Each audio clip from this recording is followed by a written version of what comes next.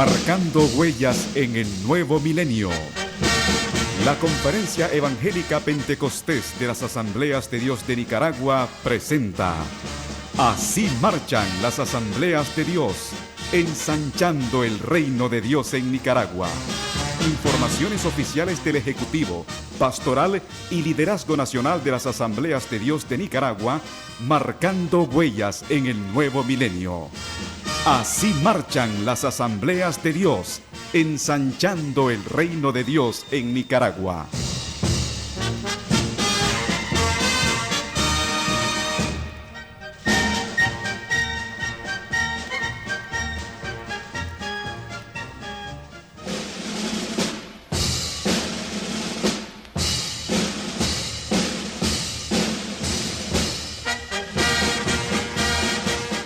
Bienvenido a su programa Así marchan las Asambleas de Dios. Qué bendición poder contar de nuevo con su sintonía.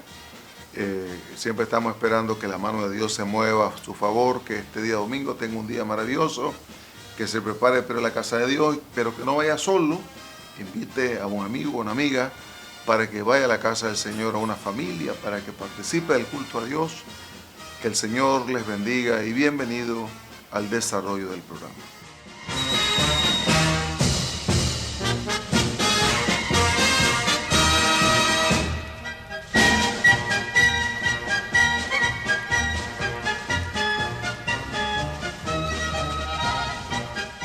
Hace más de 500 años, un acontecimiento cambió para siempre el rumbo de la fe cristiana y del mundo entero. Un movimiento que comenzó como un clamor por volver a las raíces del Evangelio y que hoy seguimos celebrando como un acto de valentía, obediencia y fidelidad a Dios. Esta es la historia de la Reforma Protestante. La Reforma Protestante fue un movimiento espiritual, teológico y social que buscó regresar a la esencia de la fe cristiana, la Biblia como única autoridad y la salvación por gracia mediante la fe en Jesucristo. Surgió como respuesta a una iglesia institucional que, durante siglos, se había alejado de la enseñanza original de Cristo y los apóstoles. En la Edad Media, muchas prácticas religiosas se habían convertido en costumbres humanas y la salvación parecía depender más de indulgencias y tradiciones que de la gracia de Dios. La Reforma fue un despertar, un llamado a volver a la verdad de la palabra y a una relación viva con Jesús. Corría el siglo XVI. Europa vivía tiempos convulsos. El poder político y religioso estaba fuertemente concentrado. La Iglesia Católica era la institución más influyente, pero también enfrentaba corrupción y prácticas que distorsionaban el mensaje bíblico. El comercio de indulgencias, la idea de pagar dinero para perdonar pecados, era común. La Biblia estaba escrita principalmente en latín, inaccesible para el pueblo, y las personas dependían totalmente de la interpretación de clérigos y autoridades religiosas. En este escenario surge un anhelo profundo, que la palabra de Dios vuelva a ser el centro y que cada persona tenga acceso directo a ella. En medio de ese contexto aparece Martín Lutero, un monje y profesor de teología alemán. Mientras estudiaba las Escrituras, Lutero descubrió una verdad transformadora: el justo por la fe vivirá. Entendió que la salvación no se compra ni se gana con obras, sino que es un regalo gratuito de Dios. El 31 de octubre de 1517, Lutero clavó sus famosas 95 tesis en la puerta de la iglesia de Wittenberg. Este acto no fue una rebelión violenta, sino una invitación a debatir sobre la fe y las prácticas de la iglesia. Sin embargo, aquel gesto encendió una llama imparable, el anhelo de un cristianismo centrado en Cristo y no en las estructuras humanas. La imprenta, inventada pocas décadas antes, ayudó a que sus escritos y traducciones de la Biblia se difundieran rápidamente. Por primera vez, personas comunes podían leer la palabra en su propio idioma y conocer el mensaje puro del Evangelio. Gracias a la Reforma, la palabra de Dios comenzó a traducirse a lenguas comunes. Hoy podemos leerla en español, entenderla y aplicarla. Recuperamos la verdad de que somos salvos por la gracia de Dios y no por méritos humanos. Efesios 2, 8 y 9 sigue recordándonos que por gracia sois salvos por medio de la fe. Y esto no de vosotros, pues es don de Dios. Se abrió el camino para que cada creyente se acerque a Dios sin intermediarios humanos, reconociendo a Jesucristo como el único mediador. La Reforma impulsó la educación, la lectura y el pensamiento crítico. También sembró valores de responsabilidad personal y libertad que siguen influyendo en sociedades alrededor del mundo. Cada 31 de octubre recordamos la Reforma Protestante, no como una división sin sentido, sino como un regreso a la verdad. Celebramos porque hombres y mujeres se atrevieron a desafiar el error y a proclamar el Evangelio con valentía. Celebramos porque la palabra de Dios llegó a nuestras manos. Celebramos porque entendemos que somos justificados por la fe, que Cristo es el centro de la salvación y que la Iglesia debe estar alineada con el corazón de Dios. Para nosotros como Asambleas de Dios, esta herencia es invaluable. La libertad de predicar la Biblia, la pasión por las misiones y el compromiso con el discipulado son frutos directos de ese movimiento que comenzó hace más de 5 siglos. La Reforma Protestante nos recuerda que la Iglesia debe vivir siempre reformándose conforme a la palabra de Dios. No fue solo un momento histórico, es un llamado vigente a mantenernos fieles al Evangelio, a no conformarnos con tradiciones humanas y a proclamar que solo Cristo salva. Hoy, como Asambleas de Dios Nicaragua, levantamos nuestra voz para dar gracias a Dios por la valentía de hombres y mujeres que, en medio de la oscuridad espiritual, encendieron la luz de la verdad. Gracias por la Reforma Protestante, que nos abrió el camino para vivir una fe auténtica y transformadora. Celebramos con gratitud, compromiso y esperanza, sabiendo que la misma palabra que inspiró la Reforma sigue viva y poderosa para cambiar vidas hoy.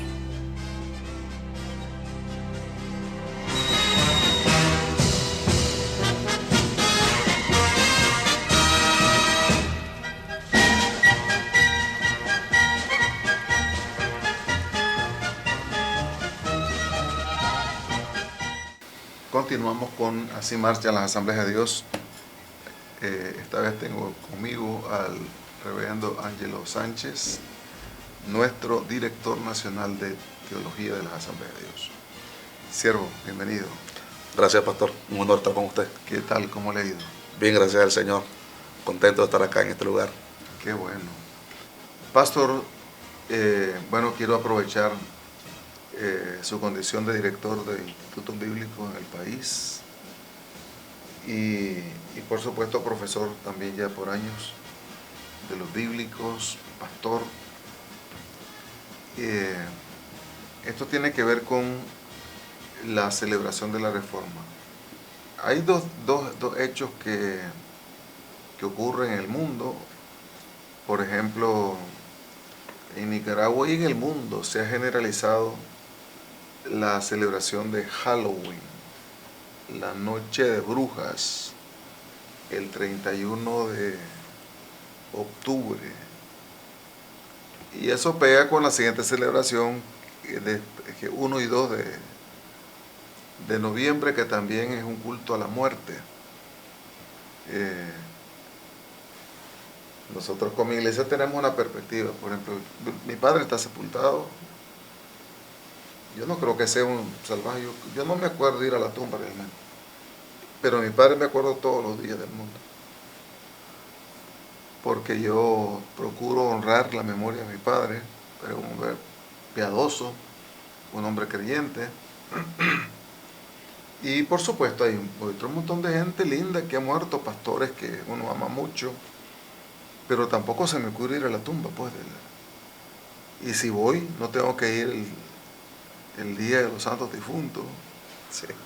o el día de los muertos, cualquier día, pues creo que es correcto que los restos de los seres amados sean resguardados de la mejor manera para cuando el Señor los levante, ¿verdad? Pero para nosotros el tema, pues, de la muerte no se reduce a hechos como ese, ¿verdad? Sin embargo, hay 2 celebraciones, o 3, además de otras que hay a lo largo del año, ¿verdad? Frente a la celebración de la Reforma, ¿qué perspectiva tiene el profesor, el maestro, el director? Bueno, el tema de la Reforma es una bendición para nosotros conmemorarlo. Considero que las iglesias evangélicas, no solamente Asambleas de Dios, sino todas las iglesias evangélicas, debiéramos a no prestar tanta atención a nuestros púlpitos en esta fecha para abordar el tema de Halloween como tal, haciendo quizás un poco más propaganda a esta fiesta pagana que va en contra de nuestros principios bíblicos cristianos, y deberíamos aprovechar esta fecha específicamente para hacer remembranza a un evento histórico que marcó el rumbo del cristianismo hasta el día de hoy. Algunos atacan la Reforma protestante como una división, como el nacimiento de otra iglesia. Incluso se ha aludido a Martín Lutero y otros grandes reformadores como personas que estaban haciendo un nuevo reino. Sin embargo, eso creo que de alguna manera agrede la realidad histórica y de lo que realmente pasó en la Reforma, porque por ejemplo, Martín Lutero no quería hacer otra iglesia. Él ni siquiera pensaba en levantar un nuevo movimiento. Lo que él quería era que la iglesia donde él estaba volviera al principio de la palabra de Dios. Él estaba en contra de que su iglesia promoviera un sistema de salvación a través del pago de indulgencias, a través de acciones que él encontró en la palabra de Dios, no van nada de acorde a la perspectiva divina en relación a la salvación del ser humano. Y aquellos que tengan la oportunidad y de repente en Google o otra plataforma leen las 95 tesis de este varón, se van a dar cuenta que lo que él pedía a gritos era: quiero que la iglesia vuelva a la palabra de Dios. Por eso uno de los postulados es solo escritura. Solo la escritura. Solo escritura. Exacto. Lo que usted está diciendo es correcto. De pronto nosotros no somos muy justos, ¿verdad? No somos muy justos, o no somos justos en varios aspectos, y no hacemos justicia en el tema de este gran movimiento conocido como la Reforma. Antes de la Reforma hubieron movimientos que aportaron a la Reforma, y luego que sea la Reforma, también la historia registra otro movimiento que también se conoce como la Contrarreforma. Es decir, lo primero empujaba a la Reforma, lo segundo es el hecho mismo de la Reforma, que sobresale la acción de Martín Lutero, cuando, lleno de valentía, fue a la puerta de la catedral de Wittenberg en Alemania, clava las 95 tesis. Eso no lo hacía cualquier mortal. Exacto. Hacerlo ahora todavía es problema, porque no a todo el mundo le permiten ir a clavar algo no en la catedral de Wittenberg, sino en cualquier templo católico ni evangélico. Exacto. Porque ese es un bien privado y está resguardado por la comunidad de fieles que asisten ahí. Y aún las autoridades están para velar por la integridad de ese bien. Él se atrevió a hacerlo a sabiendas, porque Martín Lutero era un hombre muy inteligente. Él sabía que hacer eso implicaba dictar su sentencia de muerte. Exacto.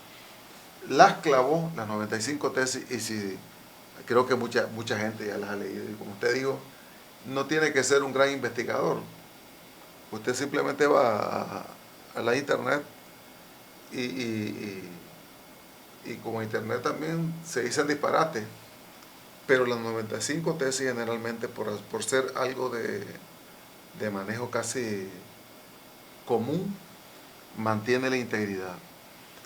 ¿Qué es lo que este hombre se proponía hacer? Aunque no entendía todo, un ser humano con un poco de inteligencia sabía que enfrentar todo un sistema, porque haber clavado las 95 tesis era enfrentar todo un sistema que no solamente tenía poder religioso, tenía poder político, tenía poder militar, tenía dinero. Y entonces llega, y aunque la fe católica todavía considera a Martín como un hereje, la verdad es que Martín lo que hizo fue invitar a los creyentes a ir a la Biblia, a estudiar la palabra de Dios. Exacto. Solo fe, solo gracia, solo escritura.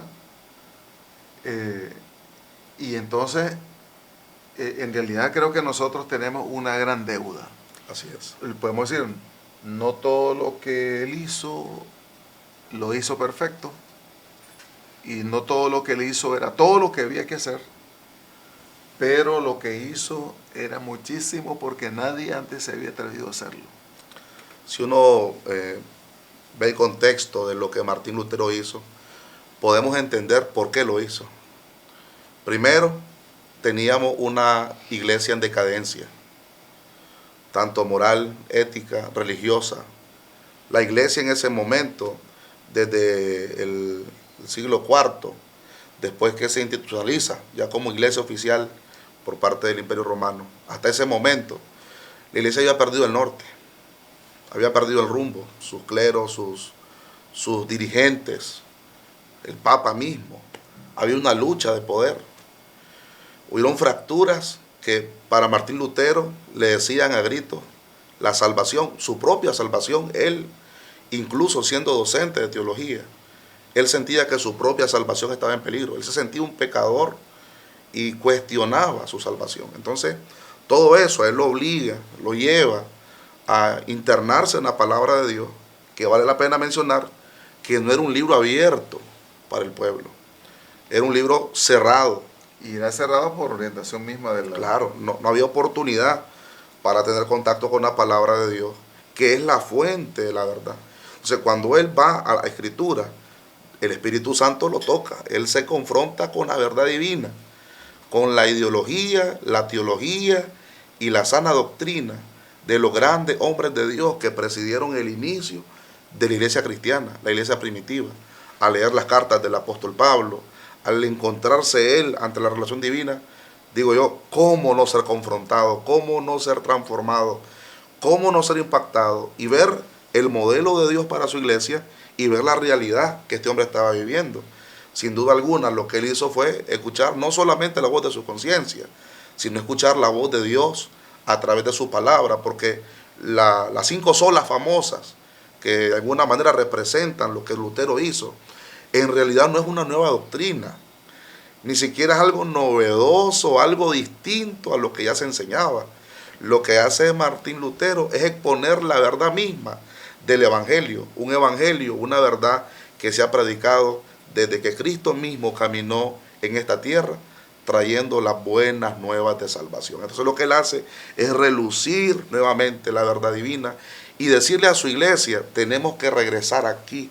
Esta es la identidad de la iglesia, este es el camino para la salvación, esta es la condición que debemos de tener. Pero obviamente, como la iglesia estaba corrompida, estaba fraccionada, y de alguna manera la fe estaba torcida, no lo escucharon. No solamente Martín Lutero pagó el precio, muchos otros hombres de Dios que se mencionan en la historia y cientos que seguramente no aparecen en los libros de historia, pagaron un alto precio por querer volver a los principios leales a la palabra de Dios y al Evangelio de Cristo. Octubre de 1517. es una fecha muy importante, porque la reforma no solamente tenía que ver, pastor, con el hecho de darle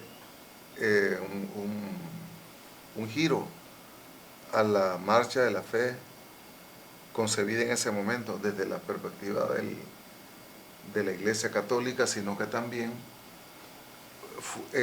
la reforma produjo una transformación en toda la cultura, en la economía, en la política, en toda la área.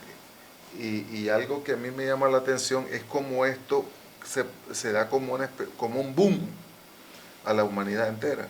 No habían celulares, no había televisión, no había satélites, sin embargo eso le produjo toda una transformación al mundo. Exacto. Y lo que indica entonces que ahí estaba Dios metido en el asunto. Sí. Había algunos medios que estaban comenzando a relucir inventos como la imprenta, que prácticamente era el internet de ese momento. Pero así se inauguró la imprenta, imprimiendo el primer texto que fue la Biblia. Y el gestor de la imprenta, y hablando pues de todos los aportes de la reforma, era un creyente. Lo que indica entonces que Dios estaba en el asunto, ¿verdad? Y mucha gente considera, y así tratan de minimizar el aporte de la fe, de la iglesia, de la Biblia, de la palabra de Dios, al decir que en realidad la Biblia es para ignorantes. Y en realidad, si nosotros filtramos a los reformadores, esos hombres eran muy cultos. Sí, sin duda. Muy cultos, muy capaces, eran teólogos. Sí. Con todas las limitaciones que tenía en ese tiempo el acceso al conocimiento. A pesar de eso, ellos hicieron una transformación, y digo, fueron instrumentos de Dios para producir esa transformación. Amén, pastor. Así que nosotros como iglesia tenemos una gran deuda con la reforma, y creo que algo que es un postulado de los estudiosos de la actualidad es que la reforma nos invita a mantener una reforma constante, porque la tendencia humana es no trabajar en función de mejorar en lo que tiene que ver con nuestro caminar con Dios. La tendencia humana es a olvidarse de los principios, de los parámetros que estamos llamados a observar en nuestro diario vivir, para adoptar prácticas que no son las correctas. La iglesia reformada sigue reformándose todos los días para llegar a ser lo que Dios quiere que seamos. Amén a eso. Yo creo que una invitación que podemos hacer, pastor, a los bíblicos es que yo creo que es una práctica que haya una conferencia alusiva a la reforma, de pronto las lecciones que nos deja la reforma, los desafíos que se plantea de cara al futuro, pero también en las iglesias locales. Y hay buenos documentales hechos por gente muy seria, que bien podría utilizarse en las iglesias locales para presentarlo de tal modo que hasta nos sirve como cultura general. Porque la fe, no solamente en 1517, todavía, la fe vivida como debe ser vivida transforma una comunidad, transforma una familia, transforma a un país entero. Amén a eso. Por eso es que tenemos un gran desafío en este tema. Amén, pastor.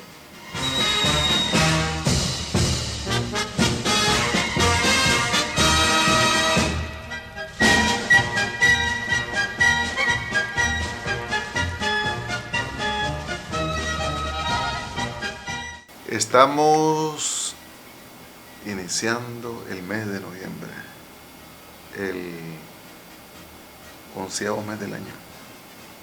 Sí, ¿verdad? Así es. Cómo pasa el tiempo.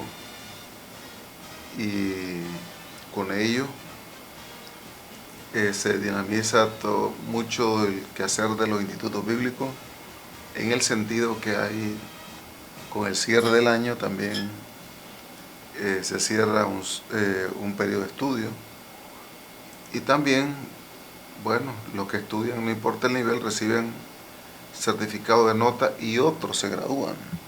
Así es. Y damos gracias a Dios, ¿verdad? Yo sé que no tenemos a esta altura el dato de las graduaciones que habrán, pero habrán muchas. La dinámica ha sido siempre que en noviembre, diciembre hay promociones y que también en los primeros meses del siguiente año también lo hay. Así es. Y queremos felicitar a todos los maestros, estudiantes, la directiva de los bíblicos a todo el país. Y quiero que en ese contexto usted nos dé un mensaje para ese montón de gente que elabora en los institutos bíblicos de todo el país. Gracias, Pastor Roberto. Es una bendición estar con usted y un privilegio poderme dirigir a una distinguida audiencia, nuestros consiervos de Asambleas de Dios.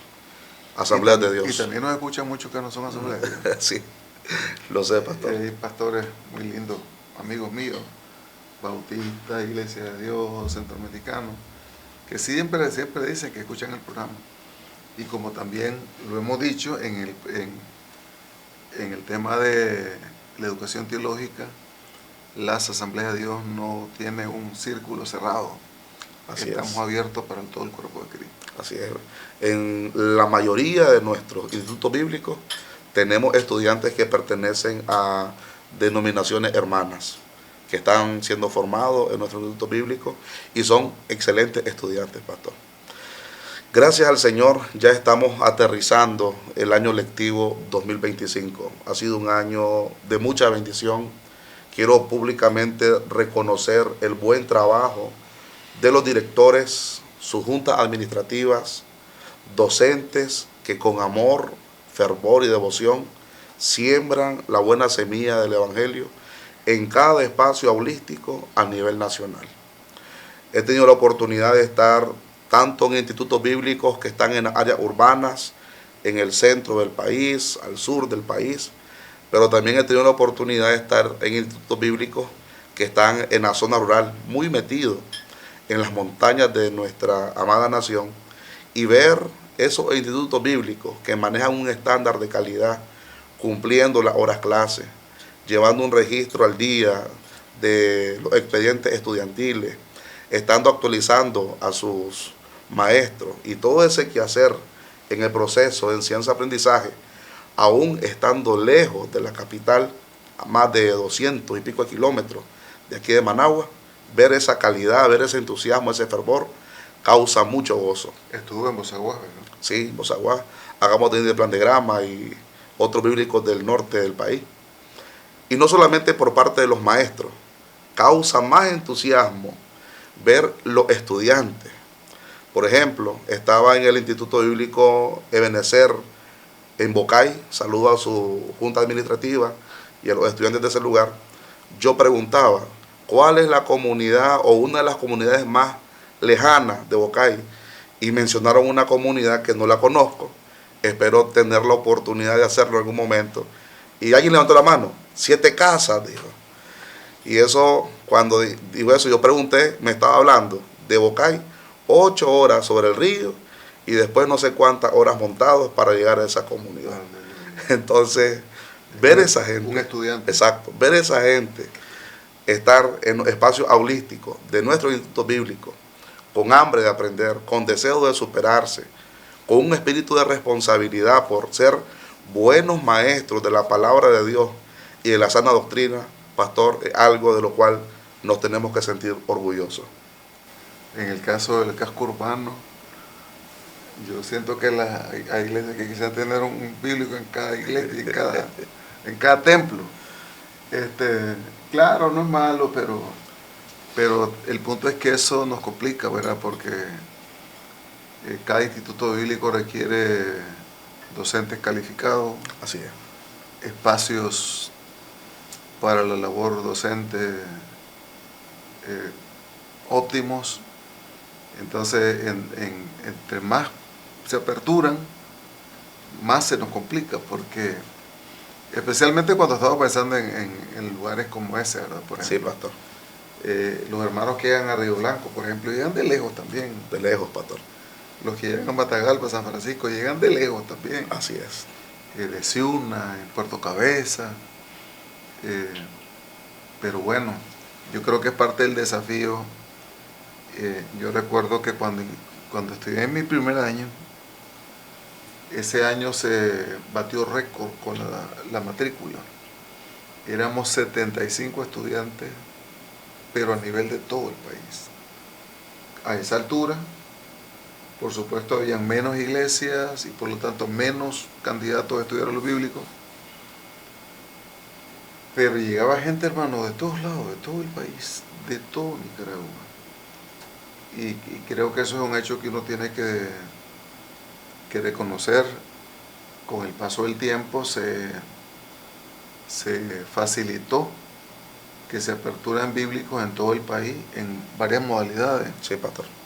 Y yo creo que todo eso, pero creo que tenemos que manejarlo con mucha responsabilidad, porque en la medida en que nos fragmentamos, creando más opciones, en esa medida también nos presionamos por razón de los docentes, porque cada bíblico quiere tener al mejor docente. Así es. Porque lo que hacemos es una tarea que demanda mucha responsabilidad. Pero lo dicho no significa que nosotros no estamos interesados en que se aperturen nuevos centros, si la situación lo demanda, lo exige, y si no hay otra manera de resolver, se haría, pero en lo posible la Junta Directiva ha hecho como una especie de moratoria a la creación de nuevos centros, a fin de consolidar los que ya tenemos, fortalecerlos y además trabajar más intencionalmente en la preparación de nuevos docentes en el país, ¿cierto? Sí. Pastor, fíjese que me gustaría mencionar algo que sé que quizás usted no lo diga porque es en relación a su persona, pero sí quiero que la audiencia lo sepa. Recordar que usted es nuestro director del SEC, del Comité de Educación Cristiana para Nicaragua, y que desde este órgano educativo de las Asambleas de Dios, días atrás o meses atrás, se planificó una cumbre educativa, que creo que lo hablamos en este espacio también. Y esa iniciativa que usted preside, o presidió en ese momento, ha bendecido en este año lectivo al cuerpo docente de una manera espléndida. Tanto así que cuando llego yo a dar acompañamiento a estos centros de estudio, a nuestros centros de estudio, ellos hacen alusión a la temática abordada, a las herramientas con las cuales los maestros fueron equipados y se sienten satisfechos en ese sentido. Y también reconocer el trabajo de directores de trayectoria. Por ejemplo, quiero mencionar el nombre del reverendo Miguel Olivares. Él es director del Instituto Bíblico por años, más de 27 años. ¿Qué le parece? Este siervo, egresado también del Ebenecer, más de 27 años presidiendo la educación teológica en el norte del país, Jalapa, Teotecacinte, Murra y otros lugares. Hasta la fecha, ya un señor que pasa de los 60 años, que tiene diferentes dificultades físicas, todavía sigue en el terreno, movilizando desde Teotecacinte, yendo hacia Murra, hacia el Rosario, semanas tras semanas, para seguir enseñando en un aula del Instituto Bíblico y presidiendo la educación teológica de nuestros obreros en el sector del país. Por otro lado, hay otro siervo que quiero mencionar, que tiene ya años de hacerse diálisis. Usted lo conoce, el pastor Jaime Berman. Es más, en una ocasión usted lo llegó a visitar a su casa. Sí. Este siervo, cuando yo he tenido la oportunidad de hablar con él y lo veo, y de repente llega agitado a alguna reunión y dice, vengo del hospital de hacerme una diálisis. Y yo a veces con empatía le he dicho, siervo, ¿no cree que debiera usted descansar, dar lugar a otro para que usted pueda llevar este proceso de salud más relajado? Y él con altura y determinación dice, el día que yo le deje al servir al Señor en esto que yo amo, ese día yo me muero. Y eso es un golpe a mi criterio, a mi moral, que me inspira, que me reta. Entonces yo quiero agradecerle, pastor, por presidir con dignidad la educación teológica, no solamente el tiempo que yo tengo de servir como director nacional, sino todo el tiempo que ha estado usted involucrado en esto, porque actualmente nosotros tenemos un proyecto como DINECAT de recompilar la información para hacer un escrito sobre la historia de la educación cristiana de las Asambleas de Dios. Y he hablado con algunos hombres de trayectoria, entre ellos un ex superintendente, el reverendo Bartolomeo Matamoros, ya jubilado, y con otros que todavía están en funciones. Y ellos siempre, cuando narran la historia, ahí aparecen algunos nombres de hombres de Dios que nos han presidido, y entre ellos el suyo.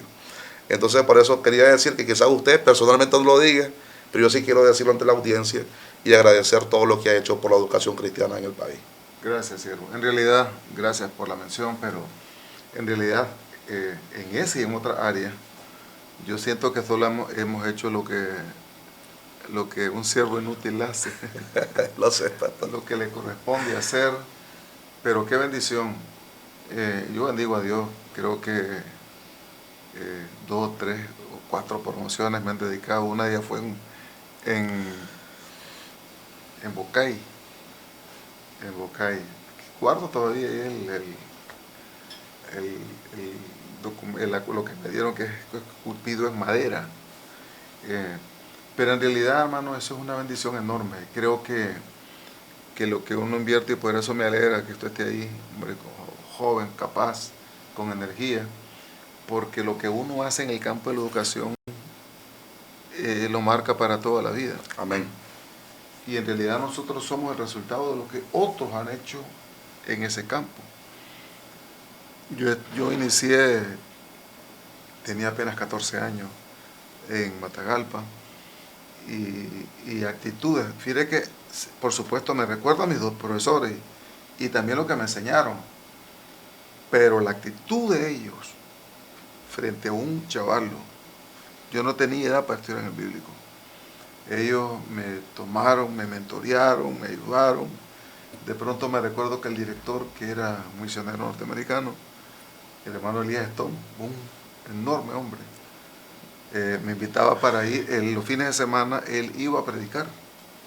Tenía una casa rodante y presentaba películas, que eso era una novedad en aquel tiempo, ¿no? Entonces me preguntaba si yo quería. Pocas veces iba porque era un niño y yo preferí ir a mi casa a ver a mi mamá. Pero las veces que pude, recuerdo que él me marcó. Un hombre solo, él no tenía esposa. Él llegaba como que nada había hecho en la semana, y era el director, era profesor también, y luego llegaba al campo, se quedaba ahí en su casa rodante y predicaba, gente se salvaba.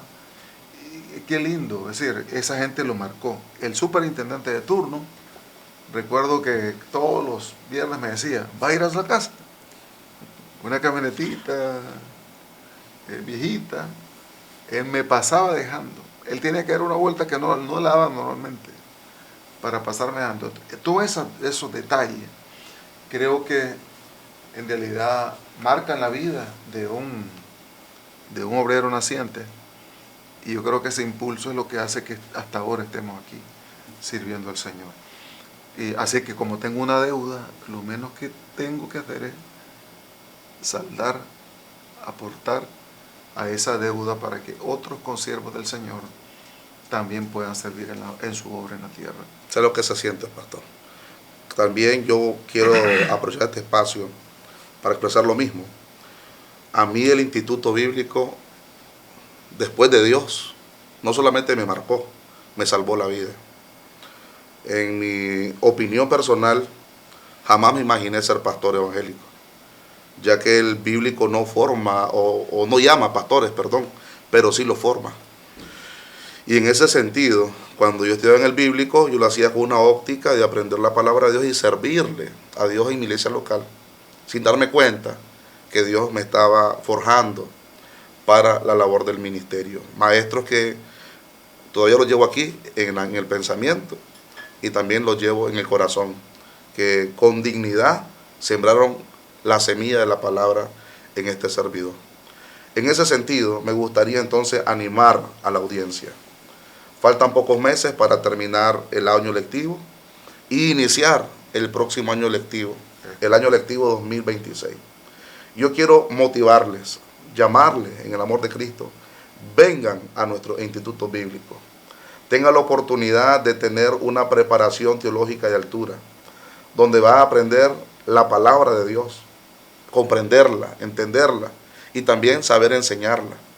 Los tiempos que vivimos son peligrosos. Estos aparatos, estos teléfonos, hay tantos mensajes que van en las redes sociales, videos, algunos no con la sana doctrina, que si la persona no tiene la cultura de estudio o no tiene la guianza, una buena interpretación, puede caer en el error. En ese sentido, yo los invito para que sean parte de la matrícula 2026. Les aseguro que no se van a arrepentir. Qué bueno. Y eso tiene sentido no solamente por el hecho que necesitamos aprender. La mía sigue siendo mucha. Amén. Los obreros seguimos siendo pocos. Tenemos metas de plantación de iglesia. Necesitamos un relevo generacional en el campo de la docencia. Amén. Muchos de nuestros queridos maestros, como el pastor Olivares que usted mencionó, ya no son chavalitos, y algunos con algunos padecimientos, igual que el pastor aquí en Masaya. Sí, sin duda. Su condición de salud. Entonces requerimos y admito que hay excelentes maestros, chavalos muy capaces, pero requerimos ayudarles a forjarse con el carácter que se requiere para un formador de obreros también, ¿verdad? Amén, pastor. Porque creo que es buena las destrezas, las capacidades para el dominio de contenidos y transmisión de los mismos, pero también es bueno que la persona que haga eso también tenga el carácter de un verdadero hijo de Dios. Amén. Que al final nos ayuda muchísimo. Así que esta es la oportunidad para que hagamos preparativos y el próximo año podamos abarrotar la aula de los bíblicos en todo el territorio nacional. Hay proyectos de construcción de instituto bíblico. Sí, pastor. En Bluefield tenemos uno. Sí, pastor. Ya va bastante avanzado y creo que estamos por aperturar uno en Jinotega. Ya los hermanos de Jinotega, el Instituto Bíblico Logos, han hecho todas sus gestiones con esfuerzo. Usted sabe que esto es con fe, con esfuerzo, el trabajo de los mismos estudiantes, docentes y manos amigas que apoyan. Ya han comenzado los movimientos de tierra, han comenzado a hacer todo ese trabajo en Jinotega. En Jinotega, que ese es el que está por comenzar. Bluefield, gracias al Señor, ya lleva un buen ritmo y nos sentimos orgullosos porque queremos colaborar con la educación teológica en nuestras etnias. Y la idea nuestra, la visión, el sentir de nuestro corazón es formar obreros de la comunidad para la comunidad. Por ejemplo, yo he tenido la oportunidad de estar con hermanos en Cristo mayagnas, misquitos, y debo ser honesto.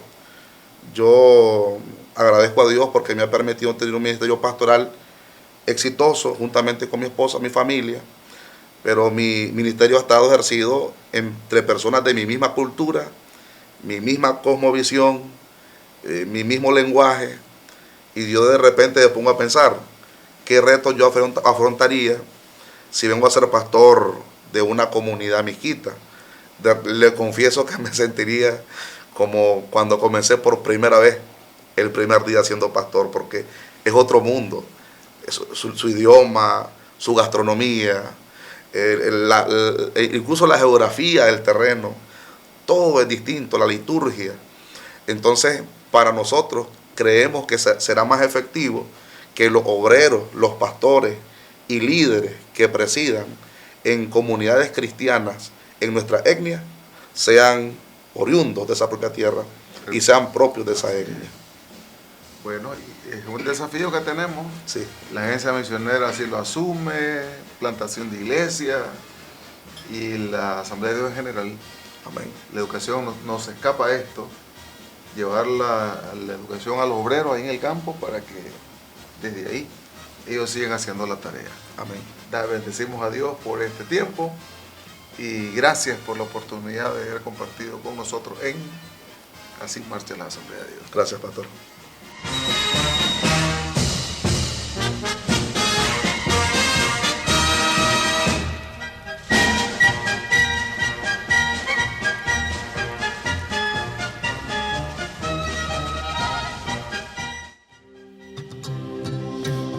Hola, ¿cómo estás? ¿Por qué no te pones de pie? Cantemos juntos a Dios. Vamos. Dile a él. Mi vergüenza me sepultó.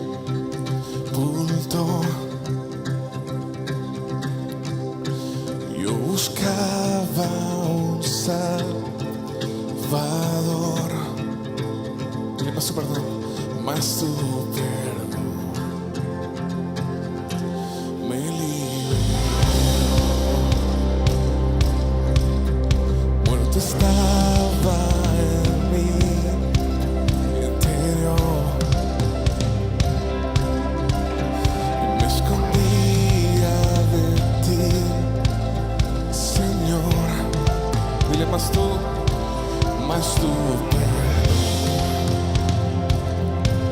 me liberó. Tu voz me habló y a la muerte venció. Glorioso día, tu sangre me rescató. Tu voz me habló y a la muerte venció. Glorioso día, tu sangre me rescató.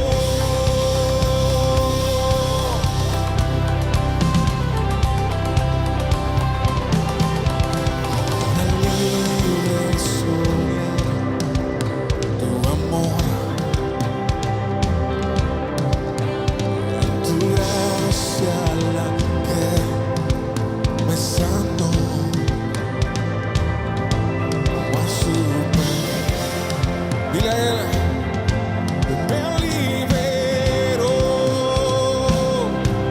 Tu voz me habló y a la muerte venció.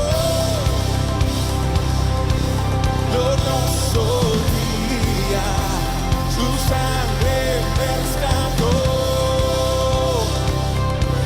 Su voz me habló y a la muerte venció. Glorioso día, tu sangre me rescató.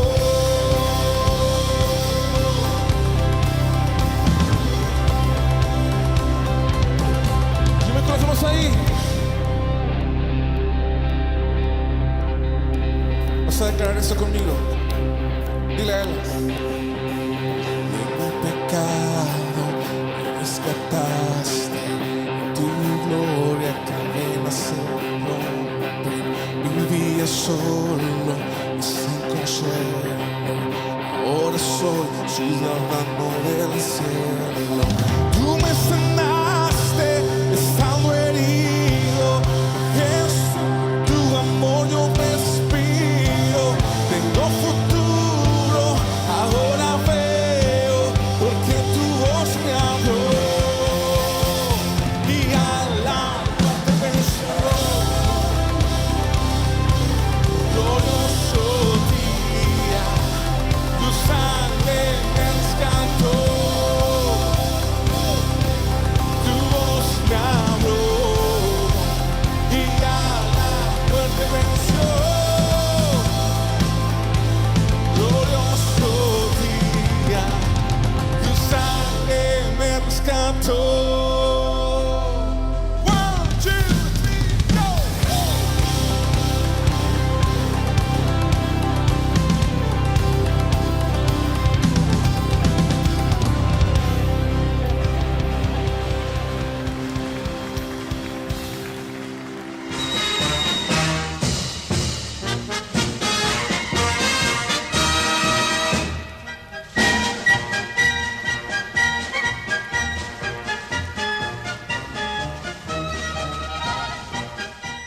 Ha sido un placer el haber estado con ustedes.